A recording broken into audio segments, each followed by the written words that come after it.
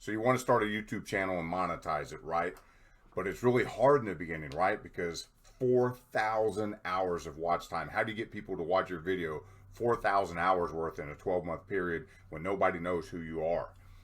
And you got to get 1,000 subscribers too as well, right? I've been teaching this technique to music artists, to small businesses, and now I'm actually doing it for my wife, who has started a YouTube channel, vlog style. And I just wanted to remind you guys and show you guys, this is how we're going to do it. This is how we're going to build it. This is how we're going to get around that 4,000 hours and 1,000 subscribers, at least the 4,000 hours. Super simple, super cheap. It's by using YouTube ads, you guys.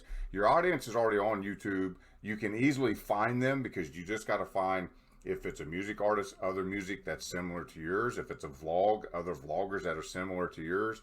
If it's a YouTube channel, other YouTube channels similar to yours. Businesses, a little bit different, but let me just show you real quick. I've got my ad platform pulled up here in Google Ads. And what I'm running is in-stream ads. So I'm putting one of her vlogs in front of other vlogs that are very similar to the ones she's creating. And just in a matter of a few days here, and I've done this on several of the videos as we upload them to get the counts up, but she got 7,580 views. And look, it's saying the average cost per view is 0 cents, but we spent $35.03. And the reason they're saying that is it's not even a penny a view. So it's not, there's no, it's 0.004 if you, let's do the math right here. So 35.03 is what we spent, divided by 7,580 views. 0.0046 of a penny is what we pay per view. Now, not only that, but it's adding up in watch time. So I've done, like, you know, 5-hour days, 10-hour days, and threw some money at this.